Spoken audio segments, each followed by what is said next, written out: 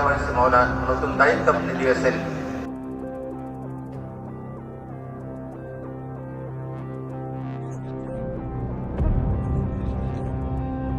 এবারের শহীদ দিবসে প্রধানমন্ত্রী তারেক রহমান একটি নতুন ইতিহাস তৈরি করেছেন। তিনি ২১-এর প্রথম প্রহরে শহীদ মিনারে ফুল দিয়ে শ্রদ্ধা জানানোর পর ভাষা শহীদদের আত্মার শান্তির জন্য সেখানেই সম্মিলিত মোনাজাতের আয়োজন করেন। রাষ্ট্রীয়ভাবে এমন ঘটনা স্বাধীনতার পর এই প্রথম। প্রায় ৭০ বছর পর শহীদ মিনারের বেদিতে আবারও দোয়া ফিরে এলো, যা ১৯৫৩ সালের পর আর দেখা যায়নি। তারেক রহমানের এই উদ্যোগ সামাজিক যোগাযোগ মাধ্যমে ব্যাপক প্রশংসিত হয়েছে। নতুন দায়িত্ব দেওয়া হয়েছে, মাওলা নতুন দায়িত্ব আপনি দিয়েছেন।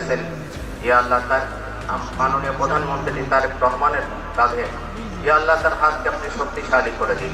অনেকে একে একটি সাহসী ও ঐতিহাসিক পদক্ষেপ হিসেবে দেখছেন। তার এই কাজের মাধ্যমে ধর্ম, ঐতিহ্য ও জাতীয়তাবোধের এক সুন্দর সমন্বয় ঘটেছে। এর ফলে তিনি একজন দূরদর্শী নেতা হিসেবে পরিচিতি পাচ্ছেন।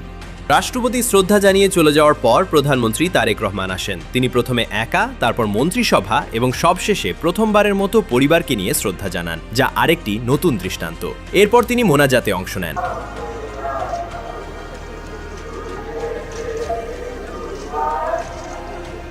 তার পরপরই বিরোধী দলীয় নেতা ডক্টর শফিকুর রহমানও শ্রদ্ধা নিবেদন করেন। জামায়াতের কোনো শীর্ষ নেতা শহীদ মিনারে শ্রদ্ধা জানানো এবং দোয়া করাও এই প্রথম। অনেকের মতে রাজনৈতিক বিভেদ ভুলে একই স্থানে সবার এই দোয়া দেশের জন্য একটি ইতিবাচক বার্তা। তবে একটি ভিন্ন মতও উঠে এসেছে। বলা হচ্ছে অন্য কোনো দল ক্ষমতায় থাকলে বিএনপি বা জামায়াতের এমন কাজের তীব্র সমালোচনা হতো এবং একে ধর্মীয়করণ আখ্যা দেওয়া হতো, কিন্তু সরকারে থাকায় সমালোচকরা এখন চুপ।